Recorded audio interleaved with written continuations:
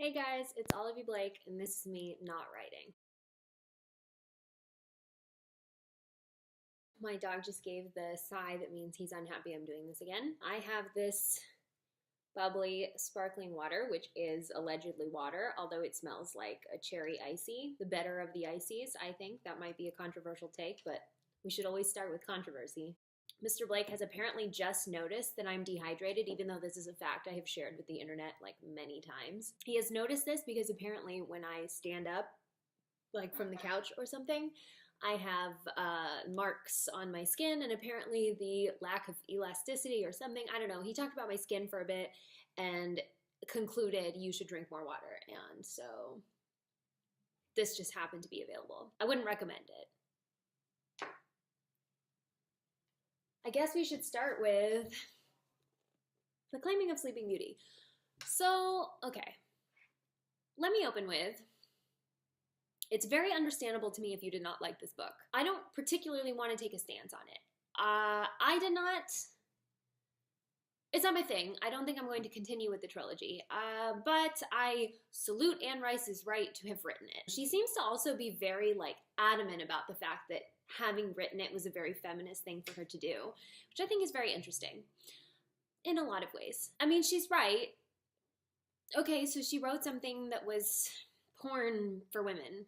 I think where the controversy comes in is that she thinks that we all secretly crave this, which is an interesting take. So yeah, I'm not really going to touch on that. I'm gonna post some, actually, by the time this airs, I will have already posted it, but just some discussion topics, not so much about the text, but some things in general. I think one of the most interesting things about this book is, who is this book actually about? I mean, obviously it's Beauty's point of view, but in a lot of ways, you don't really understand whether she is enjoying herself. Like, there seems to be some indication that she doesn't hate it, but she doesn't love it either. I will say that the ending was a surprise, so at least Anne got us there. It was a surprise. Although we know from current pop culture that plot twists aren't everything. Anyway, I would argue that the main character in this book isn't so much Beauty as it is the power dynamic. There isn't one sort of dominant person, obviously, well, not obviously, I don't know if you're actually reading it, but Beauty is in the subservient role, and there's a bunch of different people who take the dominant role. So, and they each sort of get a feature, and there's sort of a different relationship to Beauty. And as I was reading this, I kind of more and more got the feeling that I think Anne Rice is the queen, and we, the readers, are Beauty. I think what she's saying is, I know what you want, I'm giving it to you, and it may feel like torture, but secretly you love it, which is an interesting take. It's an interesting stance. I don't know if this is real. That's just the argument that I'm putting forth. So that's the claiming of Sleeping Beauty. We'll chat about it. Mostly I just have a lot of curiosities about why. So this book obviously got published, came out, and then nothing followed it until 50 Shades of Grey, which is very interesting to me because this is erotica. There is no romance here. This is just, sex is like a plot in this book.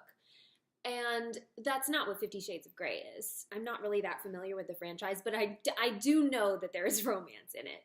So one question I have is, what happened in the gap? You would think that if this came out, some variety of other things should have followed it. So just something to talk about. Why was this released and nothing was released after it until 50 Shades? And what's going to happen post 50 Shades? Things to think about. But okay, so we weren't going to move on to this book. Initially, we were going to a literary fiction that we're still going to read because it's interesting and it's worth a discussion. But we're going to jump into a little bit of nonfiction for our next book. Seductress, Women Who Ravish the World and Their Lost Art of Love. This book is great. So one thing I wanted to talk about is next month we're going to do a little bit of focus on mythology. Just right up front, if you have a favorite myth specifically about the seductress archetype. So there's a few varieties. There's like the femme fatale, for example. So in Judeo-Christianity, that would be like Delilah from Samson and Delilah. I am pretty familiar with Judeo-Christian myth, Greco-Roman myth, Egyptian myth, not so much with anything Eastern. So if you have a favorite that you think falls into this umbrella of the seductress, the femme fatale, Oh, Lilith is another example. The sort of mother goddess that coincidentally, I recently learned existed for 25,000 years, which far outlasts the male god. An interesting thing that we'll talk about. Anyway, this book is a great read. If you have never read anything in the book club before, I really recommend reading this. So it is about the seductress archetype in myth, how the female sensuality kind of got lost, and also real people who were these fascinating women in history, like Wallis Simpson, for example, which is probably, I would say, the most famous of these seductresses, and also one of the least, like, she didn't quite do a great job at being a seductress, but she got something she wanted. But anyway, it's a really empowering read. I am having the best time reading it, so we're going to talk about this. And also, I think that once we have sort of this background on what mythological women in literature fit into future books, we'll be able to talk about those women. Because the book that we were going to read, she is what I would classify as a seductress archetype. So by the time we do get to her, we will be perfectly informed on seductresses. It also has some advice on how to be a seductress, which is, you know, it's kind of fun. She also, this Betsy Priolo, she has a really interesting backstory. So she taught a college course on the topic, The Seductress in Literature, which is kind of what I wanted to do with this whole book club. So, yeah. So she's got an interesting background, and this is what we're reading next month. The other reason I bring up myths is, so I haven't talked about this book much. I mean, I've brought it up a lot, but I haven't really gone into it. But Awe of the Night Approaching is one of the books I'm currently working on. It's my only high fantasy. The difference between high fantasy and low fantasy, meaning high fantasy takes place not on Earth. So like Lord of the Rings, for example, is a very famous high fantasy. Or Game of Thrones. Low fantasy is a funny name for something that takes place on Earth, so kind of Harry Potter, actually, and The Magicians, and most everything I write. So this is the first time I'm writing something that's not on Earth, and it takes place in sort of a fake Pacific Islands. So I mixed a little bit of Pacific Island lore to create this, what I've been calling Game of Thrones, but Moana. And it's about women. So it's really more like The White Queen, but Moana. So yeah, I was in Hawaii earlier this week, which is why I don't really have much to talk about. Commoner's Guide is delayed because I got these terrible bug bites, and I've been on like a lot of Benadryl to kind of handle the itch, which has really made me incapable of using much of my brain. So here we are. I'm awake. This is one of the rare hours I'm awake. Benadryl makes me so drowsy. I've basically slept for the last 2 days. Also, my bug bites are like, I'm a little worried about them. I don't have a fever, so I think I'm fine, but like, they don't look right. So I haven't touched this since I've written it, but I figure what is the best way to get back into writing it than coming from the place that is basically its source material and reading it out loud to you and possibly embarrassing myself. So in this alternate universe, well, we'll get into it, but here is the prologue, which is called From Below the Earth Below. In the first days, there was magic. The would-be Earth had already begun to shake with the force of it, sending ripples of static skyward with power, and before there was anything, before even the gods themselves, there was an energy born from darkness, which was everything in those days, the only thing, and yet still nothing. From the energy that was magic, the ocean wrapped around the Earth, and from its depths the islands began to form, breaking the ocean's floor to surge aloft like striated shards of glass. To match the ascent of Earth and its promise of abundance, the heavens descended in strikes of lightning, shattering the islands to pieces and scattering them across the ocean in tiny, jagged shards. From the wars of sea and sky, life and death were created as one, as equals, to mirror the high and lows of the tides. And from the kingdoms of both, the gods were born, one to balance the other.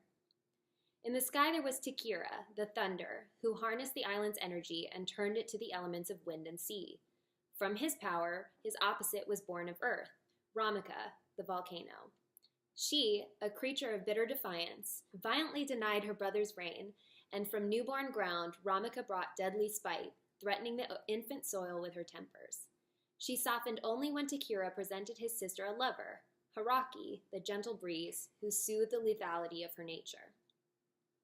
Ramaka's contempt, cooled for a time by Haraki's sweetness, softened to fertile ground, enriching the islands so that flora and fauna would grow, but the tempers of her birth could not be contained for long. Haraki's reach was far, extending beyond Ramaka's dominion of the islands, and when his devotion left her, she sought revenge from her brother, calling upon Takira's power to destroy that which her fragile love had borne. That was the first storm.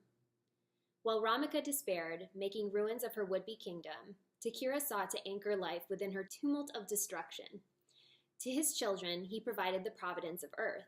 These were the first kings, and to them he assigned the role of caring for the fledgling islands, giving them consorts he formed from the ash of Ramaka's rage. With each generation spent on earth, Takira's kings slowly ceded their power to the islands, offering the blessings of sky for the richness of flourishing earth, and in return for their noble sacrifice, Takira gave the mortal sons of day and the daughters of night the means to flourish, teaching them to hunt and plant for their survival. From their magic was born the gifts of navigation, the wisdom of government, the spires of architecture. From the first kings came civilization, and in place of magic were great kingdoms of affluence, islands of trade and commerce, which came to build, to prosper, and to create. The first of these kingdoms was Takirame, the Blessed Island, named for the god by which the land had been richly blessed. Takira warned Takirame's first kings, who were fathers to the first chiefs, the noble Tanea, and the priests, that in all things there must be balance, that if ever nature was displeased, inevitably there would be a storm to wash them clean. From the wreckage would rise entropy, as with every gift of bounty came forces of scarcity. With every blessing would come the undying rumble of Ramaka's continued enmity, restrained by Takira's embattled grip, and so the storms would come to mean their goddess of darkness was newly filled with wrath.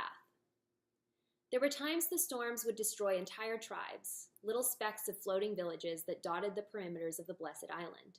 But nature craved balance, and so annihilation, too, had its equal and opposite force, something the island's people named as fortune, or perhaps more accurately, as chance. Magic no longer existed except in pieces, in spells and amulets passed down by the hands of priests, and all that remained was the gleam of chaos that spilled from the ordered emptiness of death. In the rise of Taito, the man who would be king of Takirame, there was a new season of storms. Warfare between rival tribes brought with it favor from the gods, who disagreed among themselves which line had stronger right to rule. Taito, a chief as ruthless as the winds themselves, conquered village after village as lightning crackled at his back, the earth trembling beneath his feet where he left blood to trail the barren sands.